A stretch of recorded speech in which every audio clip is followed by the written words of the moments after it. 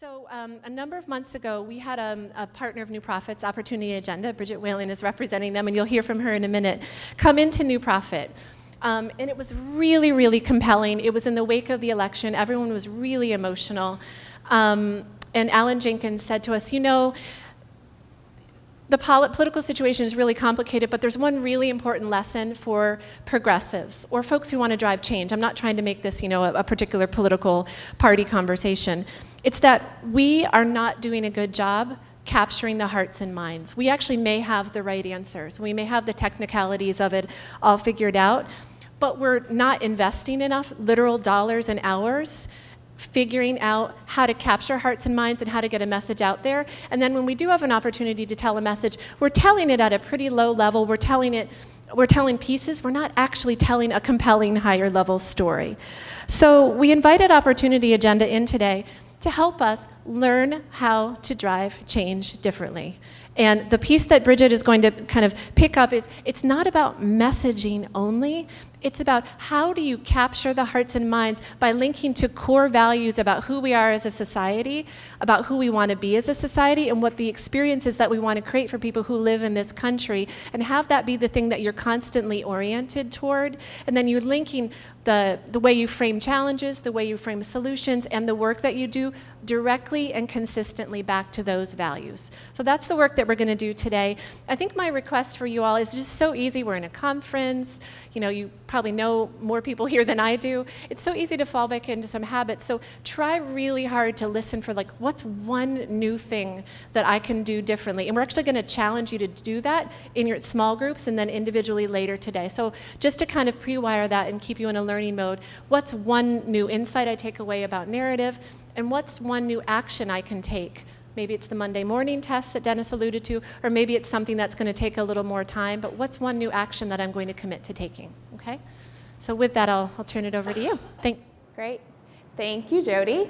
Hi, everyone. Good morning. As Jody said, my name is Bridget Whalen. I'm with an organization called the Opportunity Agenda. We are a social justice communication lab. So we are engaged in communication support specifically for leaders who are working to drive social change. So we are a communications lab, but we're also embedded in the work, and that gives us, I think, unique perspective to talk about the difficult challenges, particularly when we talk about making social change. There are unique challenges to this work, and so we're here to present some of our thoughts, some of our research, and some of our best knowledge on how do we do this effectively to really make change, not only change in the short term, but change that really lasts. And as Jody said, that changes hearts and minds and sets us up for longer term and transformative change. So my name is Bridget Whalen. I'm the training and engagement coordinator with the Opportunity Agenda. So I do a lot of trainings just like this, in rooms like this, with people like you, to really equip you with some tools and some knowledge to do this work better. And I give you my contact information on purpose, because we would love to hear from you. You know, y'all are really working in the field and are much closer to these issues than we are. And so we constantly are refining our approach and rethinking the way that we do things based on what we hear from people who are actually in the field having to do this work. I already gave you a little bit of information about us. I want to talk a little bit about some of the issues that we work on, because you're going to be hearing a lot of examples from those different sectors today, and that's actually by design. So we work on immigrant rights, criminal justice reform, and economic opportunity primarily. We also work broadly on social change. But I'm going to share a lot of examples from those sectors today because I think y'all are talking about building a movement. And part of that is, what can we learn from other social change movements? What has worked for them? Where did they need to pivot and start talking and doing things differently? And what can we learn and what can we take away from those lessons? So this is really about changing mindsets, changing hearts and minds, changing those big stories that we sometimes call narratives. And how do we do that? We do that in a number of different ways. We're going to talk about some of that today and unpack that. But I'm going to show you a little example of our superhero character we created named Helvetica Bold, who really learned that, unfortunately, as Jody said, the facts are on our side. We have the solutions. We have alternatives that are working. But if we're not communicating those effectively, if we're just giving people facts, we're not changing their minds. We need to connect those facts to values that we share with the audiences that we're trying to reach and that we're ultimately trying to move and persuade. So I'm going to let you see how Helvetica goes on this journey. Her name was Ariel Black, a mild-mannered social justice advocate who believed that cold, hard facts alone could change the world. Until she confronted a powerful supervillain named the Mindset, who had locked people's minds into boxes of fear, making them impervious to facts. Gay welfare queens from Mexico are laid yourself up by your bootstraps. How can we get through to people? But then one day, in a freak printing press accident that unleashed the voices of revolutionary thinkers and leaders from the past, Wait a sec. What's happening to me? Ariel was given the power to transform the discourse, reconnecting us to our shared values. Whoa. This is badass. Take that, dominant narrative. Oh yeah, now we're talking. She's got the power to flip the script and free your mind. She is Helvetica Bold. The mindset is about to get reset. Remember, stay tuned and be bold. So I always like to share Helvetica. Helvetica has a lot of adventures you can find on YouTube. But I think it's an important example of the way we talk about things. We talk about things from a fact-based perspective. And what we're actually doing is just bouncing off people's minds. We sometimes talk about framing, which is a concept y'all might be familiar with, and that facts bounce off frames. If the fact you're giving me doesn't fit with my worldview, I don't reject my worldview, I reject your fact, right? So we have to find a way to get into people. How do we find those entry points? And what we learn through messaging research and testing is that those entry points are shared values. That's how we actually reach people. That's how we open them up to having a conversation with us. And that's how we change minds. So just quickly, an overview of communications. There's a lot of different types of communications, and I want to be clear about what we're talking about today. So there's branding communications. This is what each of you do at your organization or at the schools that you work or for the foundations that you work for, the soul of your organization. Who are we as an organization? That's your brand. There's campaign communications. So campaign communications can be a lot of different things. I think of this as anything that has a specific goal in mind and is time limited in some way. So we're running this campaign for the next 18 months, and at the end of it, we're going to know if we won or we lost, right? So it's short term. There's crisis communications. Hopefully you never need to use a crisis communications plan, but it does happen. Think of organizations like Planned Parenthood, who has a very sophisticated crisis communications plan and continues to weather a lot of the attacks against them, versus an organization like Acorn. Does anyone remember Acorn? They did not have a crisis communications plan, and they are no longer in business. What we're really going to focus on today is this long-term movement of hearts and minds that Jody talked about. And if we figure that out, and we get that right, and we get that really rooted in our vision and our values, it makes the rest of this a lot easier. And where groups and folks often find a disconnect is between their campaign communications, their short-term communications, and that long-term movement of hearts and minds. Because it can be really tempting to sacrifice your narrative for the sake of a short-term win. And groups do this all the time. And when we're not really, really clear about what is the long-term change we're trying to drive, we make a lot of mistakes in that campaign communications that sets us up for failure in the future. So how do we move hearts and minds? How do we actually do that? We do that with values-based narratives. So narratives are those big stories. Again, it's that long-term change that we're trying to make. And we do that also with a drumbeat of connected messages. And I think that's really important because there's a lot of people in this room. And if y'all are speaking from the same place of values that you share, we start getting this narrative to gain some traction. If we have a bunch of people going back to their communities, going back to their organizations, going back to the context in which they work, talking differently about education, about equity, about learning, we start to build that drumbeat of connection. And if we're all just doing this disjointed, we're not harnessing the power of y'all being together in this room for these 2 days and the work going forward. So to give you a quick example of this tension between the short-term and long-term strategy, I'm going to give you an example from the immigration context. The CDC released a report about the concerns around immigrants bringing tuberculosis into the United States.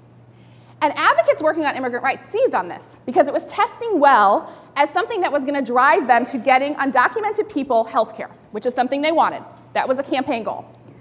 And so they seized on this message, and they started using it in their campaign. You know, if we don't get undocumented people health care, your nanny is going to give your child tuberculosis. And they won that campaign. They got health care in California for undocumented people. But what story did they tell about who immigrants are? What was the long-term narrative they promoted that they're still dealing with today? That we need to fear immigrants, that they bring us disease, and that there's something we need to protect ourselves from. They set themselves up for a long-term story that is counter to their goals. And unfortunately, we do this all the time. So we need to be really, really clear about what that long-term story is. And there are times when we have to make strategic decisions in the short term that are not ideal. Unfortunately, we don't live in a perfect world. But we need to at least know when we're doing that, and we know what sacrifices we are not willing to make. So what is a narrative? Someone shout out to me 1 word, 2 words about what is a narrative. A story, yes. At its most basic form, it's a story. So there are a lot of stories that are very, very familiar. And we like to use these when we talk about narrative strategy because they are so familiar, people fill in a lot of context. There's a lot that goes unsaid, a lot we don't have to explain. So a narrative like this, David and Goliath, it's an underdog story, right? This is a story that's been told and retold and repackaged to us over and over and over again. And now we know how to recognize this. That's an underdog story. I'm rooting for the underdog. No one's rooting for Goliath, I hope. It's a story that has a lot of attached context to it that we understand, and it's familiar. Another example is a story like the hero's journey. There's a lot of stories out there like this. We have a young hero who becomes activated, they find a mentor, they go on this journey, and they come out victorious, right? So a narrative is really just a story. It has heroes, it has villains. Sometimes the villains are ideas, not people. We want to be careful that the villain is not the government. Sometimes we fall into that trap too, which can get in the way of long-term change. Narratives have familiar themes and values and morals. Another way to think about narrative is that it's a big story. It's rooted in shared values and themes, and it influences how people process information and make decisions. So again, there are these big stories that don't have a clear beginning, middle, and end, and nevertheless, we attach so much context and meaning to them. And we can reframe big narratives that are out there. So we talked a little bit about the mindset being our supervillain and the dominant narrative. And sometimes the dominant narrative is really unhelpful to the change we're trying to make. And so our work is to not just engage people on a campaign level and a short-term level, but to actually change the way that they fundamentally think about the issue, to change that long-term narrative. So how do we do this? We use this structure for narrative development. I think this is the one that we have found works for us. There's a lot of different ways to develop narratives, but it's really a feedback loop. We start with what are our values and our priorities. We do research. So at the Opportunity Agenda, we specifically do public opinion and media research. And that helps us inform where are people already at so that we know where we can take them. And then we use experience. So we use the experience of people in the field. How does this work when we actually trot this narrative out and try to use it? Where does it fail? Where is it strong? Where do we see people actually persuaded and actually move to action? So to give you a couple examples of this, of narratives that have really shifted over time because people started talking differently about these issues, we do some work around drug policy reform, which is an issue that has changed dramatically in the last 10 or so years. It wasn't that long ago, so I think this poster is from like the 1940s. that we talked about drug policy and drugs and drug users with this very sinful frame. This was about vice. This was about debauchery, right? This is about evil. It was a very moralistic frame that really made moral assumptions about people that use drugs. We moved into, I was a kid, product of DARE, the DARE program. We moved to this very individualistic frame. This is about individual people and their bad choices. And if they just said no. And when people make bad choices, we should punish them. So that was the way people were talking about drug policy. And you can see the way that we handle drug policy in the 90s, for example, with a very punitive approach. So because of the way we were talking about it, it led people to a very punitive solution. We should lock people up. These people are bad, they're making bad decisions, and we should put them in jail. We have come, in the last 10 years or so, in the wake of the opioid crisis, to really talk about drug policy from a public health perspective. And there's a racialized aspect to this. Opioid users are predominantly white. So we're taking a much more compassionate approach. Nevertheless, this is an encouraging trend because people started talking differently about drug users, who they were, why this happens, and we started talking about it from a systems level. That this is a system of churning, the way the pharmaceutical industry works, the way that doctors are treating opioids, the way that we are treating opioid users, and the way we are punishing them and how that is not an appropriate response, it doesn't work. People started talking differently about that, and we're starting to see some positive change. So in 2016, Legal Action Center did a survey where we found that 57% of the American public now supported the president who wanted additional investment in more education, prevention, and treatment. Back in the mid-90s, we had peak levels in public opinion research of people wanting more punitive measures. Lock more people up, we have a zero tolerance policy, drug users need to be in jail, that's where they belong. 63% of the American public believe we put too many nonviolent drug offenders in prison instead of treating their addiction. Again, so it's that we're finally starting to see public opinion shift away from that punitive approach and to a more compassionate public health approach. And then 78% believe we need to treat it as a public health problem, not a criminal problem.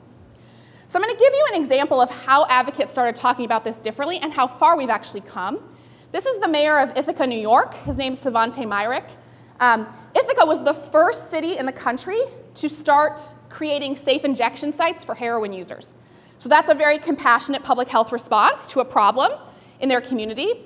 And Svante talks about this, again, from a systems perspective. This is a system that isn't working, and we have to do things differently. I do want to flag, Svante uses the word addict, which is not a word that drug policy reform advocates use because it's stigmatizing. Nevertheless, I think he delivers a really powerful message here. You bring a unique perspective to this. You are 28, a young mayor, but also somebody of the generation that this is affecting directly. And do I understand you also know addiction firsthand from your own family? I do. My father is an addict, and heroin was never his drug. But I learned at the age of 5 years old what addiction was, what it meant, and the toll it can have on a family.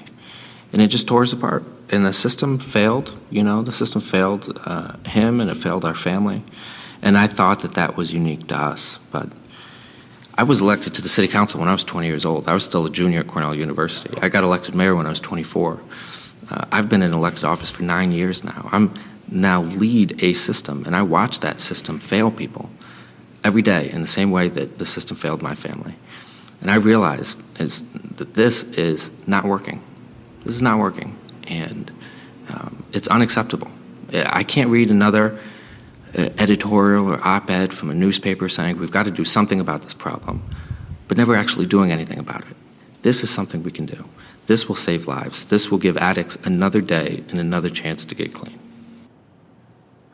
Does that sound different than how we're used to thinking about drug policy and the way we talk about drug users? Does that sound different? We have changed in a very short amount of time radically the way we talk about these things. It wasn't that long ago we were still talking about just say no. Just say no. And now we're talking about a public health approach. So the way we talk about the change we're trying to make is critically important because it actually makes that change possible. You have to change people's minds before you can get them to support the solutions and alternatives you're working towards. Another example of this is around marriage equality. This is a social change issue that we've actually made progress on, so that's good. For a long time, advocates were talking about marriage equality from a frame of rights and benefits. Gay couples deserve the same rights and benefits that straight couples do, and that's why we need marriage equality. But they weren't getting anywhere. And they were using this message over and over and over and over and over again.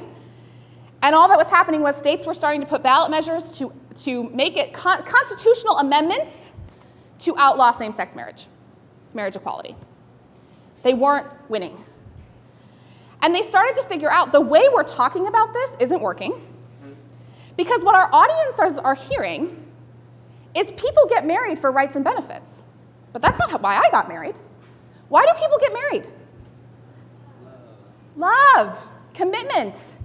There was fundamentally something wrong that wasn't connecting to their audiences because people don't think about marriage as a rights and benefits issue. They think about it as a love issue.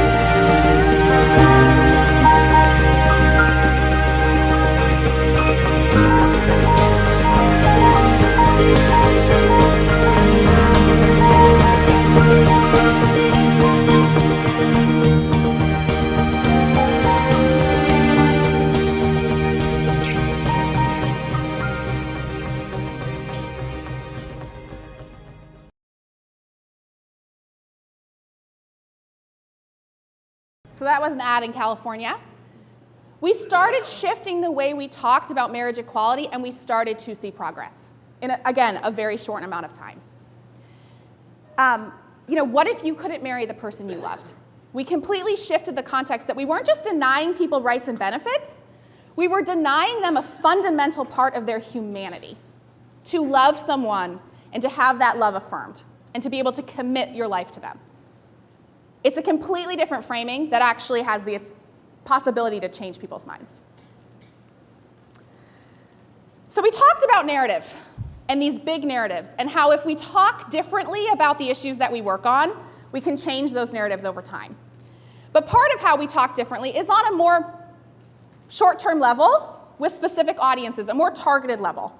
And that's what we call messaging. So this is a mural in Long Beach, California. It's on the side of a child community health clinic. And this is about what makes up a healthy community. So it's a mural, it's this clinic's vision of a healthy community. So their clinic is a part of it, but there's also a park and green space. There's a thriving downtown. We have a theater. We have public schools. We have all of these other aspects of what makes up a healthy community. That's the narrative.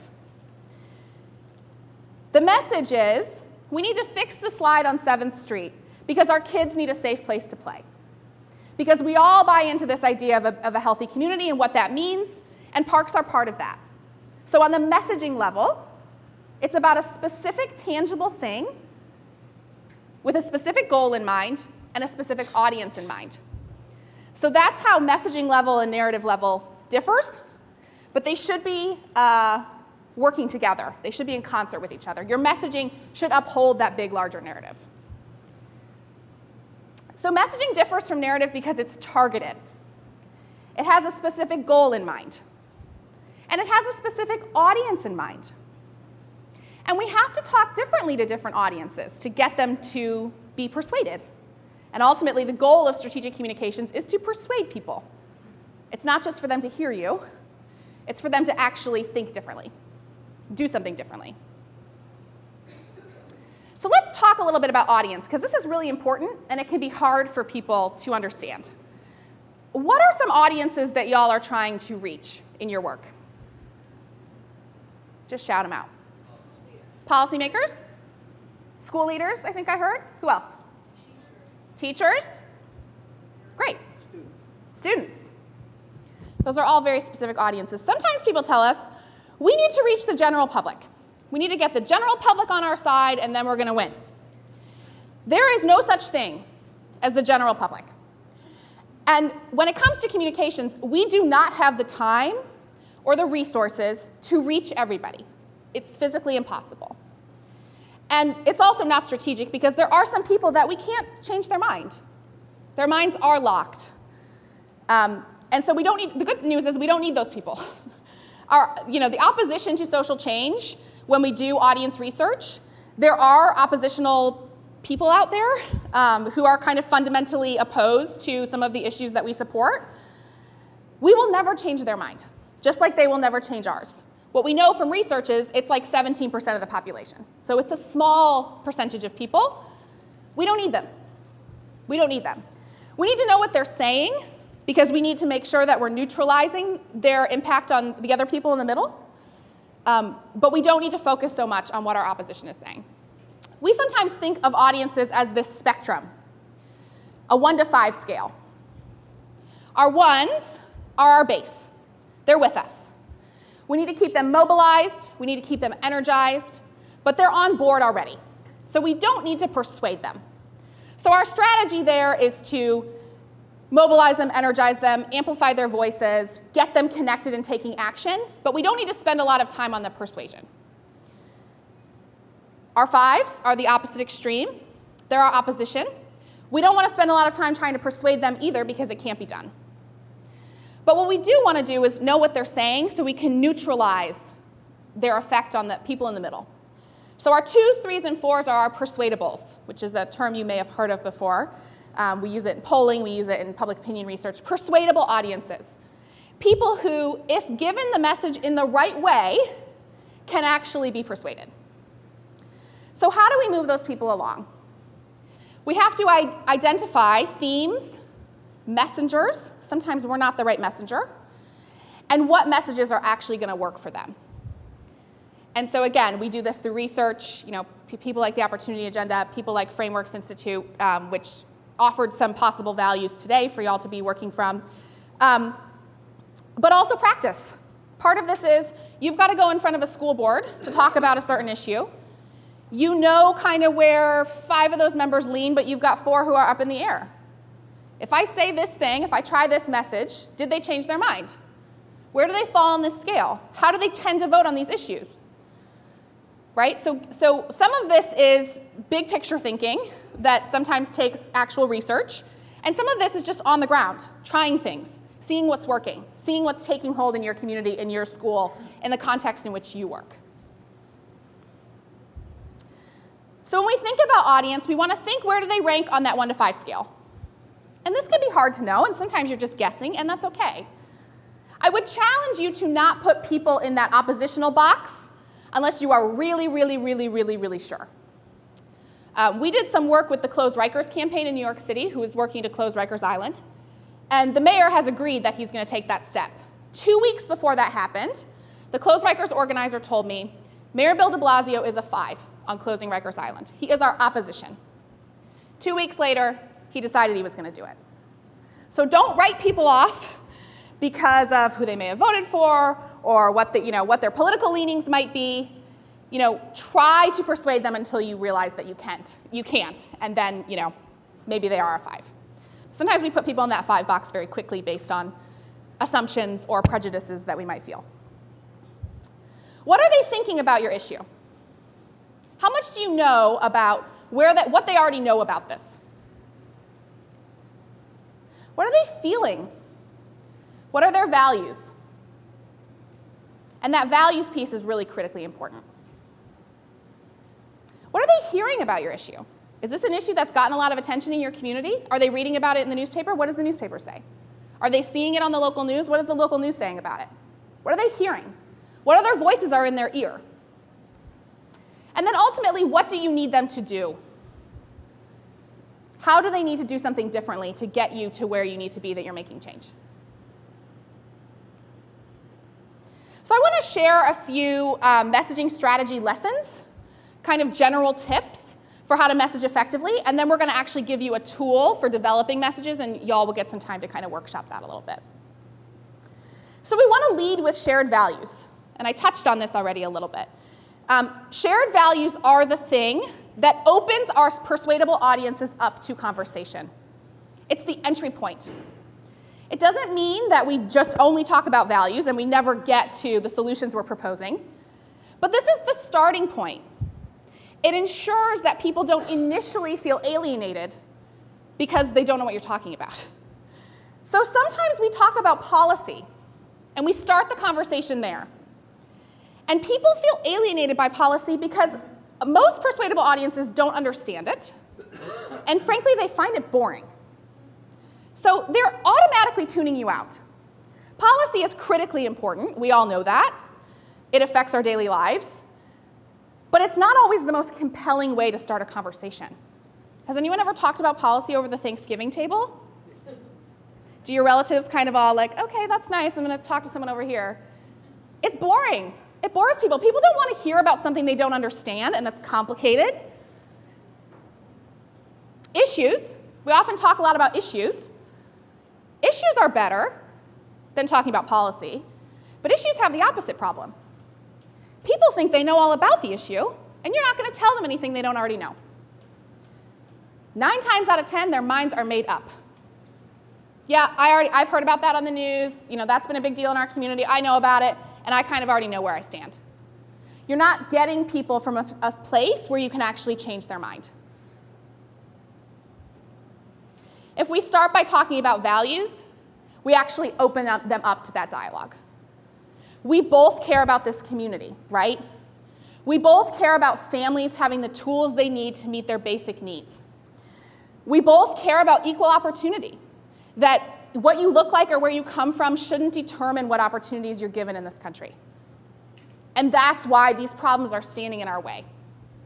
It's a fundamentally different way of getting people to think about a problem. And this is not just a theory. We actually know that this works. We test messages with people, and overwhelmingly we find that people that were persuadable on the issue going in find a message that leads with values to be more compelling than a message that leads with facts. So they end up changing their mind, if they were persuadable going in, because of a values-based frame. So in addition to leading with shared values, we also want to be telling systemic stories. And I really liked the video that was shared earlier from the Youth Leadership Council, because it was about a bunch of different students and their experiences. And sometimes we fall into the trap of wanting to tell individual stories and holding up individual experiences. But the problem with doing that is that people make judgments about individuals. What choices did they make? Good or bad judgments sometimes. What choices did that individual make that they deserved whatever happened to them? Deserved or didn't deserve? We make that judgment. If we tell stories from a more systemic level, we lead to systemic change. If we tell stories from an individual level, we may get individual help or individual charity, but we don't get systemic change. So I'm originally from the Detroit area, and we had a story that happened in Detroit. It was all over my Facebook. It also made national news, so some of you might be familiar with it, about a man named James Robinson who was walking 21 miles to get to work. And it was a big story, as it should be. But the story was framed about this one man, his incredible work ethic, this bootstrapping American mentality. Nothing was going to stop this man from getting to work. And isn't he amazing, and isn't this an incredible story? And that man is amazing, and it is an incredible story. But unfortunately, because it wasn't framed from a context of why does someone have to walk 21 miles to get to work, why doesn't he have access to transportation, Why doesn't he have access to a good job in his community? Why does the job he has not pay enough that he can afford a car? None of those questions got asked. And so what happened? People got together, they started a Kickstarter campaign, and they bought James Robinson a car. And everybody patted themselves on the back, and they did a good deed, and they washed their hands of it. And that helped James Robinson, but that didn't further any of the changes that would prevent someone from being in that situation in the first place. And so we want to be really careful about these stories of one, because they lead to changes for one, rather than for everyone, rather than on a systems level that actually make long and transformative change. So I'm going to give you another example of this. Again, it's another public service announcement. Very impressive, Mr. Gonzalez. Thank you. Thought he was pretty good. I think we've got enough color around here. 2 points. And who's next? You drop this? Imagine the power of one voice. Find yours at freedomcenter.org. Did anyone find that ad compelling? Few people. It is compelling. Individual stories are compelling. We like to see individual people doing good things and doing the right thing. But the problem is, what story are we telling? Who's the hero in that story? The guy who took the thing out of the basket. Yeah, it's one individual white guy.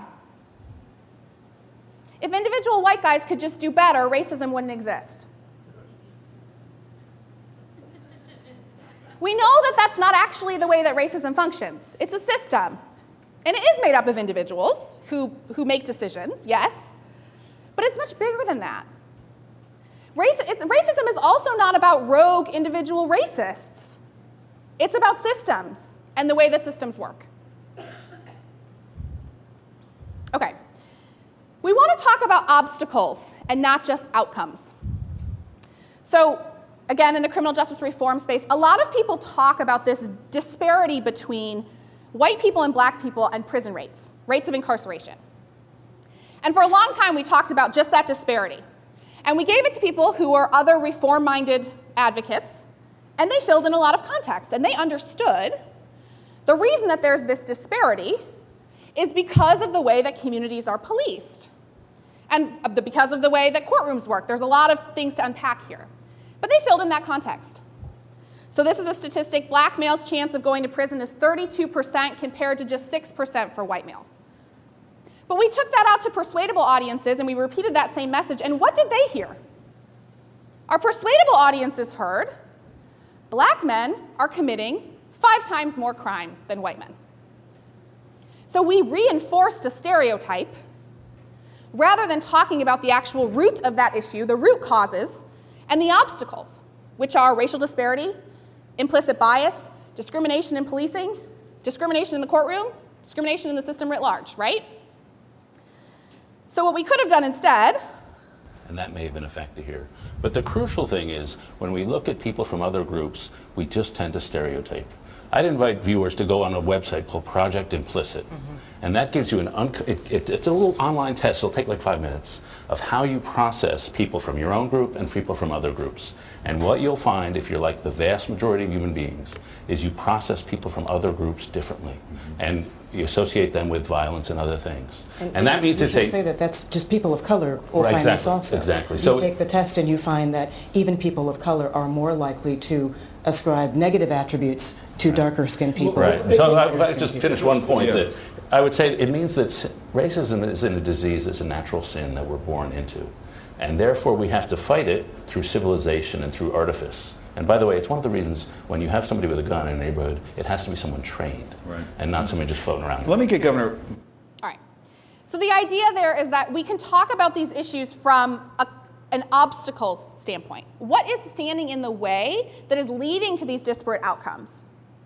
So things like implicit bias, things like discrimination and the way that communities are policed differently, right? Communities of color are policed very differently than white communities. So just giving people those outcomes tends to reinforce their preconceived notions and their stereotypes. So the next general tip, messaging strategy, is that we want to emphasize solutions. And what's been so great for me to see this morning is that y'all have solutions. You have alternatives to lift up, and you should be amplifying those because not everyone knows that those exist. And that can help persuade people.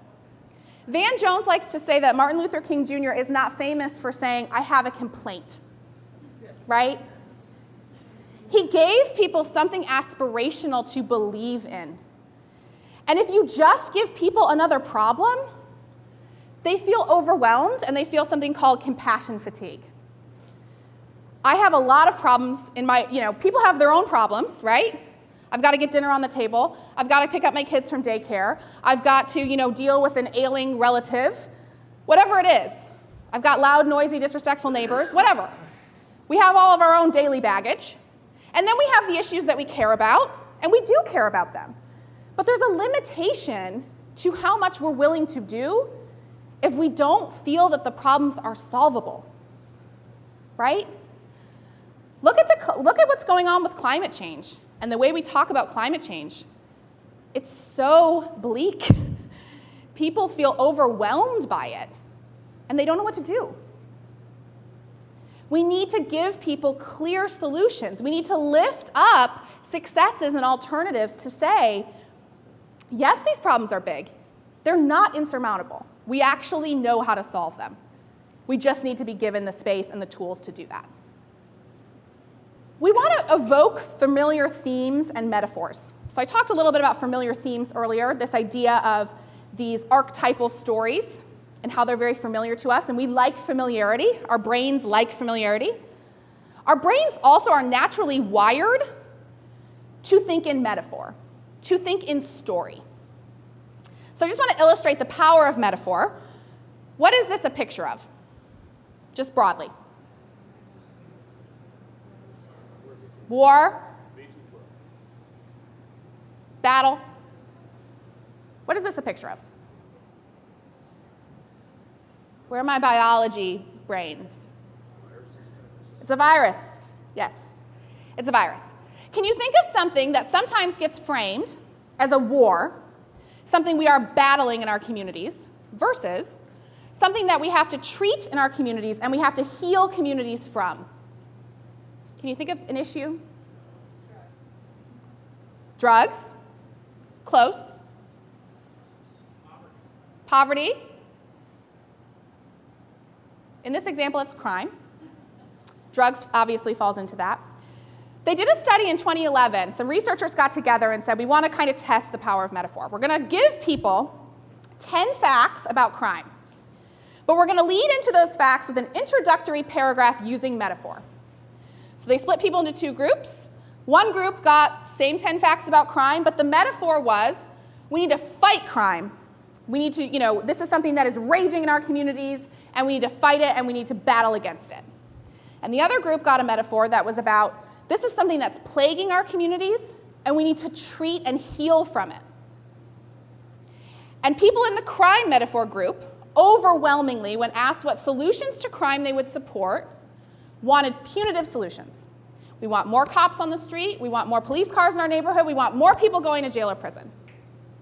And people who were given the virus metaphor were more likely to support rehabilitative solutions.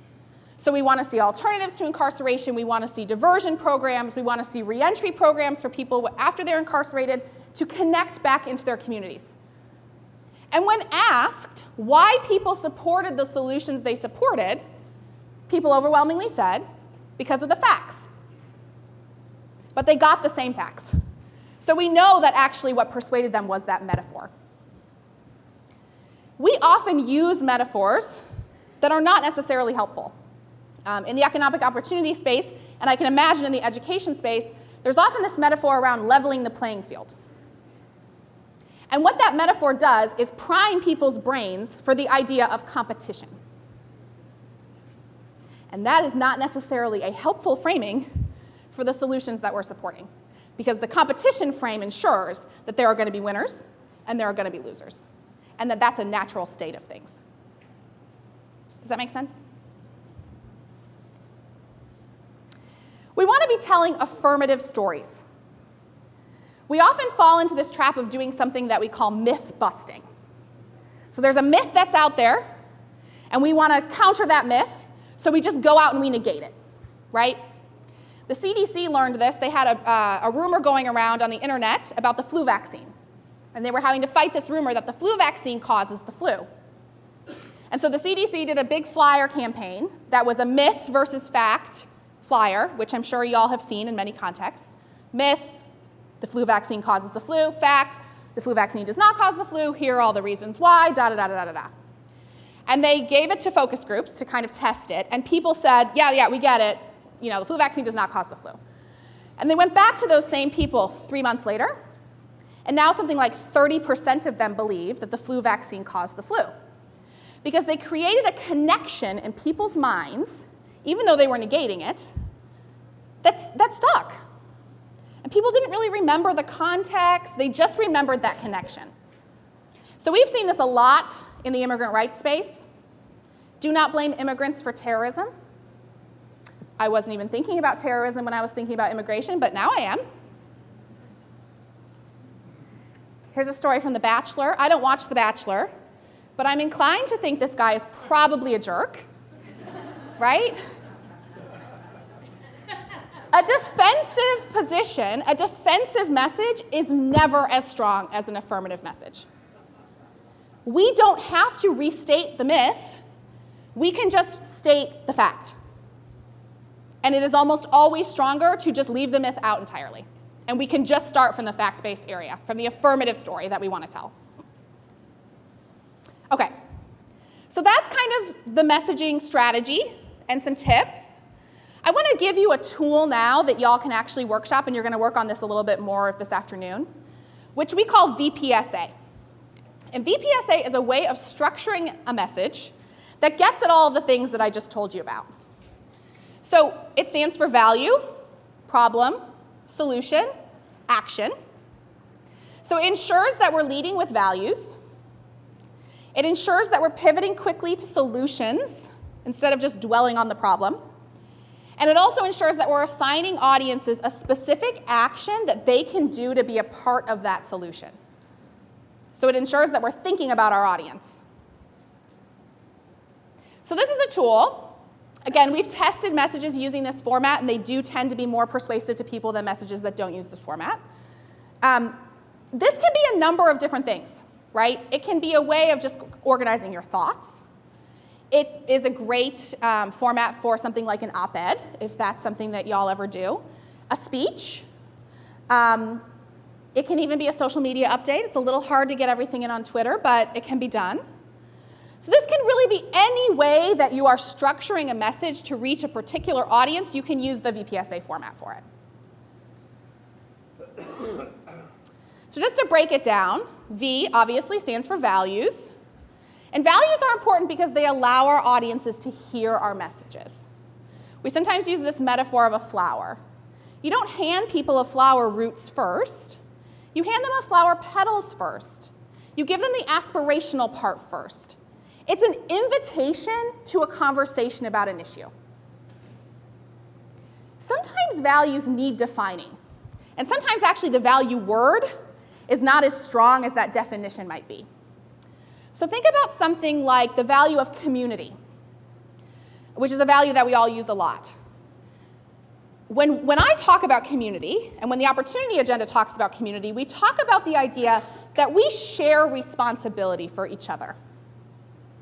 That is very different than an idea of community that is, I care about the people on my block, in my town, at my church, or whatever it is, because that can contribute to a very us versus them, a very exclusionary definition of community. So sometimes that word community needs to actually be unpacked a little bit. What do we actually mean by that? I'm sure in your conversations over the last day and a half, you've been talking about the idea of equity. Equity is an important value. But that's one where we're better off using the definition than just the word, because people don't know what it means. They think of equity they have in their home. So what do we mean when we say equity? Let's use the definition instead of the word. Security is another example. When we talk about security, we mean people should have the basic tools to meet their needs. But when some people hear security, they think of homeland security, terrorism, safety. right? So sometimes these values need some unpacking and need some defining. And we're actually more successful when we're very clear about what we mean about the values that we're talking about and we're reclaiming their meaning than when we just use the words themselves. So P stands for problem. That's the next part of this formula. And we want to frame problems as being a direct threat to the values that we're proposing. Facts and statistics fit here in our problem section. We want to be careful and use those sparingly. Again, if we overwhelm people with facts and statistics, they just get overwhelmed. They get lost in a sea of data. But we can think about concepts like social math. Does anyone know what social math is? One person. Social math is the idea of taking really large numbers and putting them in more of a narrative context. So creating a story out of that large number. I consider myself a fairly intelligent person. I don't really, this is a little embarrassing, I don't really know the difference between a million and a billion. I think a billion is 100 millions. Maybe it's 1,000 millions. I'm really not sure. Those are enormous numbers that are very difficult for people to grasp. And when we just give them these enormous numbers, again, it's overwhelming and it gets in the way of their empathy.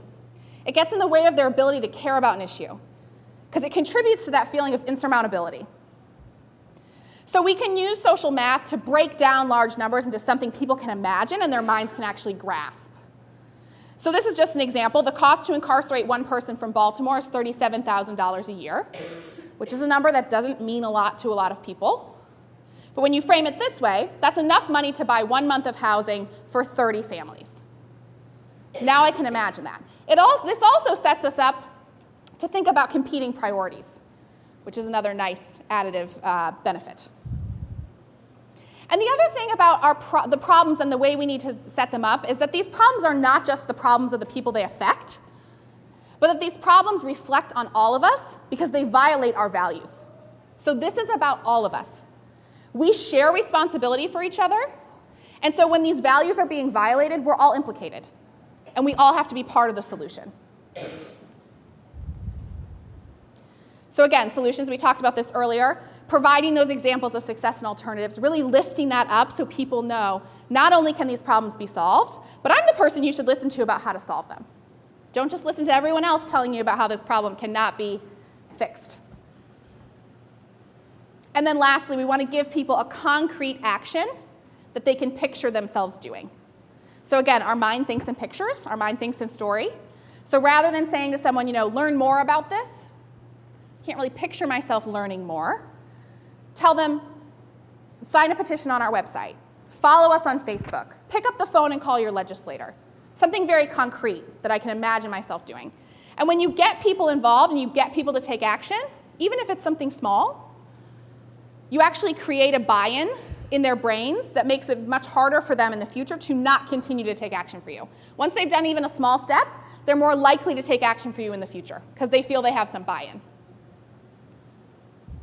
All right, so that's VPSA.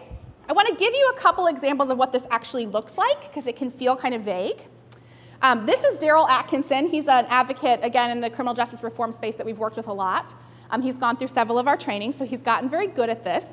But he's talking about a program called Ban the Box, which is a reentry program for people who have been in prison. Just listen to how he uses the VPSA format. He's on Melissa Harris Perry, so she also gives him a lot of time because she's sympathetic. But just listen, see if you can catch each of the elements. President Obama's action, however, those with criminal records seeking federal agency jobs will no longer have to report their felonies on those applications. Federal employers will still be able to ask about the criminal histories of qualified applicants who have been sent to hiring managers, but the removal of the box on the initial application allows applicants with records to get a foot in the door before stigma blocks the entrance. The executive action will not apply to federal contractors or private employers, but it's a step for a national effort to ban the box. Joining the panel now from Raleigh, North Carolina is Daryl Atkinson, Senior Staff Attorney at the Southern Coalition for Social Justice. Nice to see you this morning. Thank you for having me on the show, Melissa. Can you talk to me about why the box is meaningful, what difference it makes? Sure. The president's action on Monday really affirms values that we hold dear in this country, values like inclusion and equal opportunity for all people. Because people with records face legal discrimination in many areas of life, the 65 million Americans, 1 in 3 adult Americans that have criminal record history, face barriers in employment, housing, education, even volunteering in their children's school they may not be able to do. The American Bar Association has cataloged over 44,000 legal barriers that shut people out of just the basic necessities of life. And because African Americans and Latinos are disproportionately represented in the criminal justice system, it results in a social and economic exclusion similar to the Jim Crow South. So what the president did on Monday, a common sense solution like Ban the Box that was birthed out of the formerly incarcerated community, a group called All of Us Are None, some formerly incarcerated people in Oakland, California developed that term and the policy that's attendant to it. It really opens up opportunity for people with records. But I must say, we need this administration and the president to continue to exert their executive authority and apply a similar policy to independent contractors who represent 25% of the American workforce, so people with records can continue to have access to opportunity. All right, so stick. Okay. Did you catch the values? He talks about the value of inclusion. I think he talks about the value of opportunity. He talks about the problem being that we're not including people, we're actually creating social and economic exclusion. So the problem is a direct threat to those values. The solution is a program like Ban the Box. And the action, he specifically calls on the president to take Ban the Box one step further and apply it to federal contractors. So it's a very full VPSA. This is an example talking about health care. This is at I think a city council meeting. I'm not sure where. It might be in Arkansas. This is not someone we trained, but she just sort of intuitively uses a very values-based approach to make her point. My question is lengthy, okay, so bear with me. My name is Jessie Bohan, and I'm in your district. It's from my understanding the ACA mandate requires everybody to have insurance because the healthy people pull up the sick people, right? And as a Christian, my whole philosophy in life is pull up the unfortunate. Yes. Okay? So the individual mandate, that's what it does. The healthy people pull up the sick. Yes. If we take those people and we put them in high-risk insurance pools, they're costlier and there's less coverage for them. That's the way it's been in the past, and that's the way it will be again. So we are effectively punishing our sickest people. And I want to know why not, instead of fix what's wrong with Obamacare, make companies like Aetna that pulled out and lied to their consumers about why they pulled out and said they pulled out because Obamacare was too expensive, but they really pulled out because of a merger. Why don't we expand Medicaid and have everybody have insurance? Because we are going to effectively... Okay. So those are just some examples to get you to see what this actually looks like. And I want to go back to the conversation that we had earlier about narrative. If we use this VPSA structure in the way that we talk about our issues and we go back to our work and back to our communities, we ensure that by rooting our messaging in values, we are contributing to the creation of that long-term movement, to that long-term narrative that we're trying to build about what does the future of education look like, the future of learning, what does that look like? And what are the values that are important to ensuring that that happens? And so we're going to move into actually, y'all are going to get to talk about how to apply some of these lessons to the education context in some small group discussions. But I've just thrown a lot of information at you, and I want to take a little bit of time for any questions. Yeah, let me give you a mic. Okay.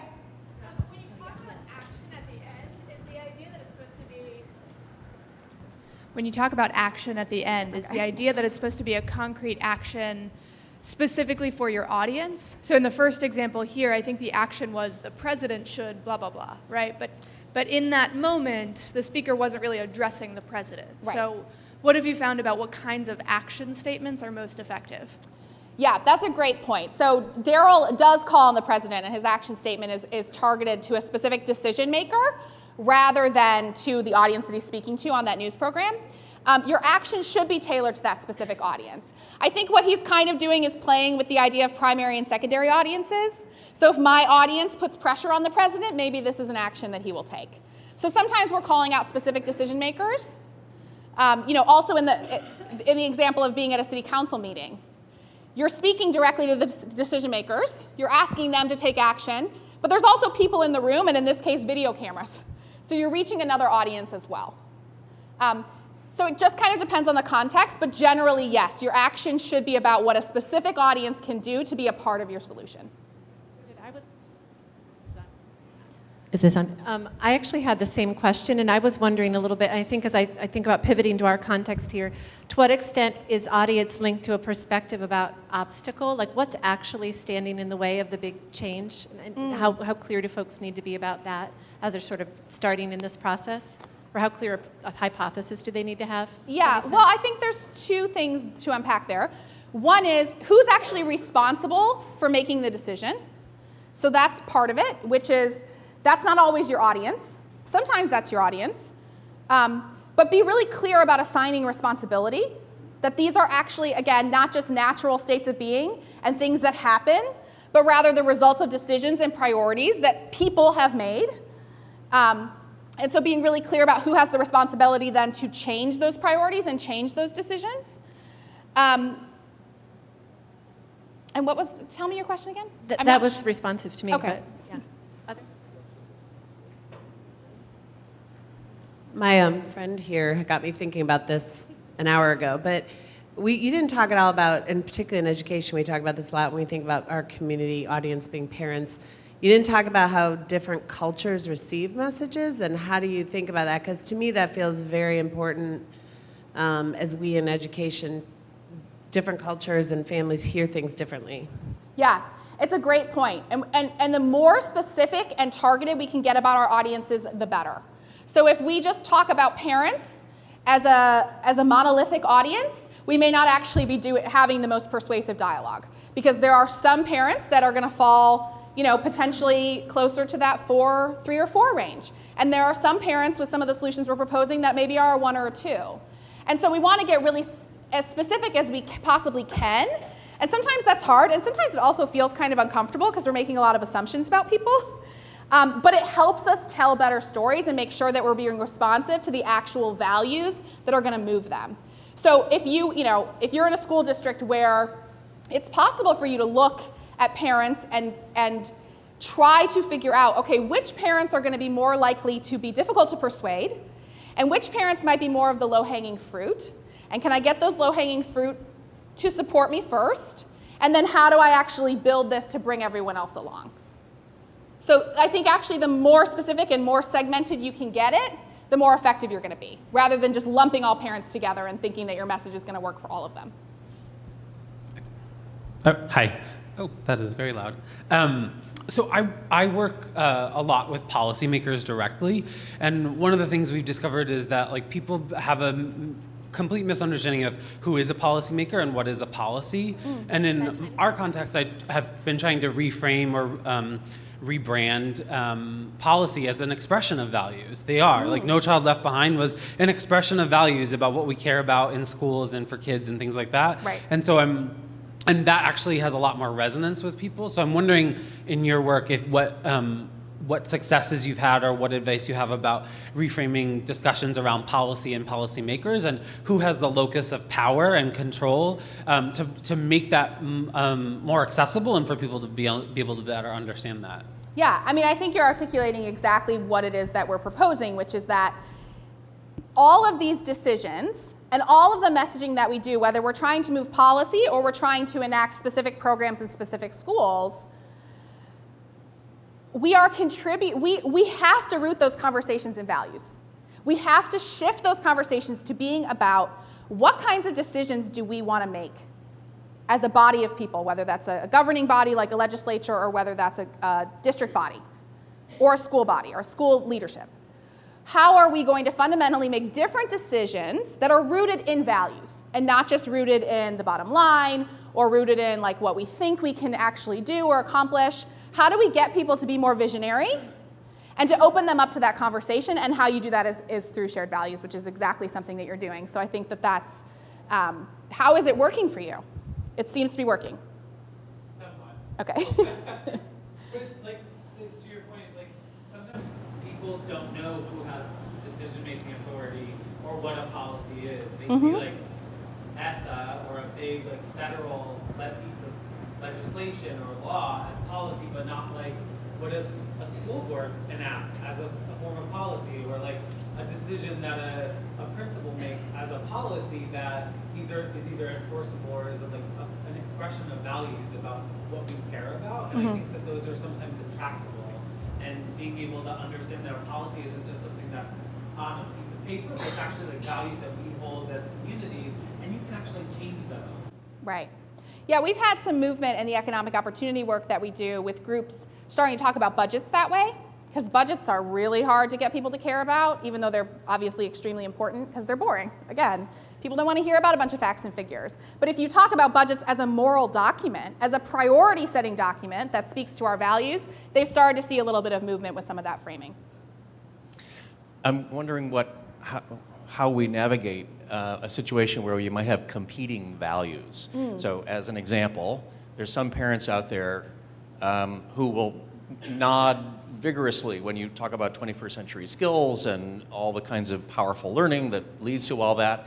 And at the same time, they'll say, that's not the game that the colleges are playing in their admissions requirements. And so we get all that, but we still want to have you work with our kid to produce the transcript that's going to get them into the best college. So they are caring about both of those somewhat right now competitive things at once.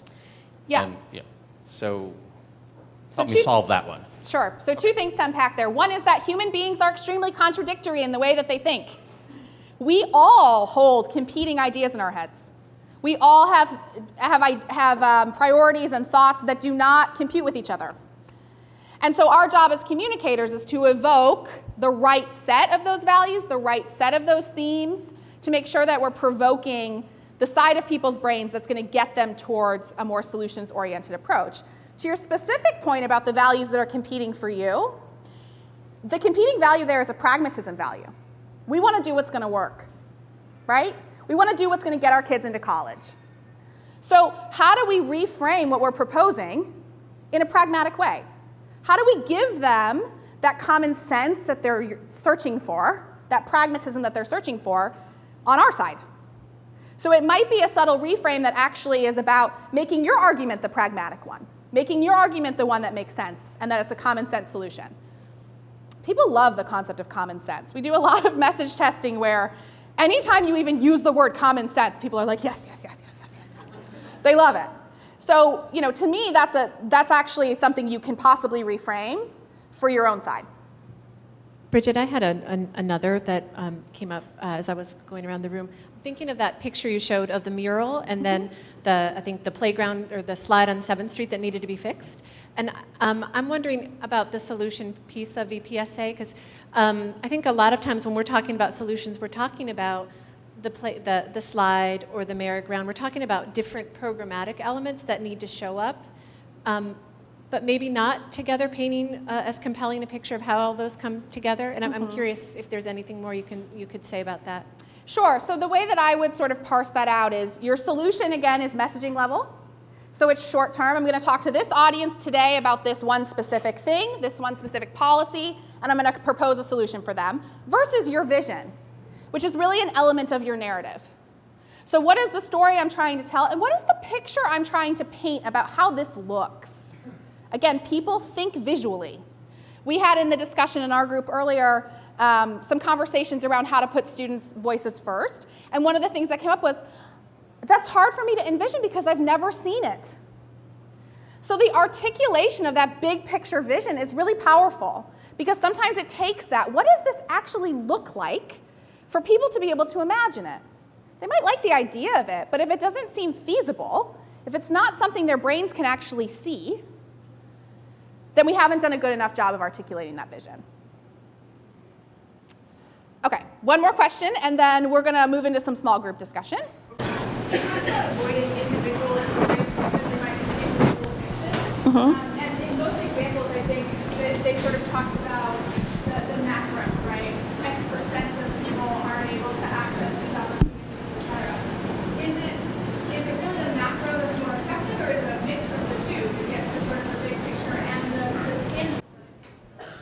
Yes, thank you for bringing that up. There is this tension between telling stories that are human and that people can actually connect to other humans in the story, which is what leads them to feel empathy, and telling a story that holds up one human for judgment. So ways to get around this are things like group stories. So the more you have the power of several people who have different experiences and are bringing different perspectives to it, but are echoing the same systemic problem, is good. We can also use messengers called like, I have a healthcare example that I sometimes show. Has anyone ever seen the documentary Sicko? The, what's his name? Michael Moore documentary. He does a really effective job of this, of talking about the problems with healthcare.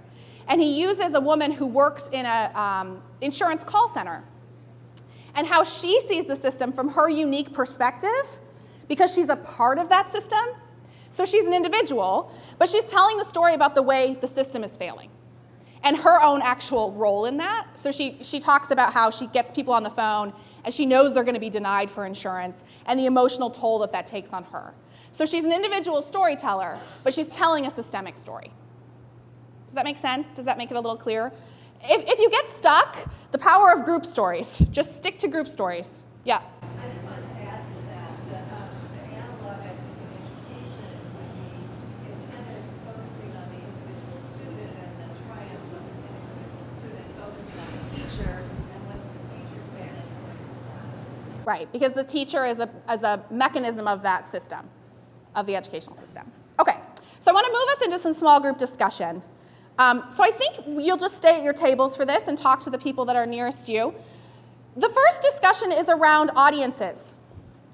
Who is persuadable from your perspective in the work that you do in your unique, wherever you sort of sit in this issue? Who is persuadable? And be as specific about that question as you can. Again, maybe it might be more specific than just parents, right? Which parents? Parents that have what kind of attitudes? Parents who might have supported what kind of other issues? And the frame that people should have in doing this is not necessarily advocate for your own program. It's you as a social change agent on behalf of the mural, the big vision. Yes. Yeah? Yes, Okay. Thank you.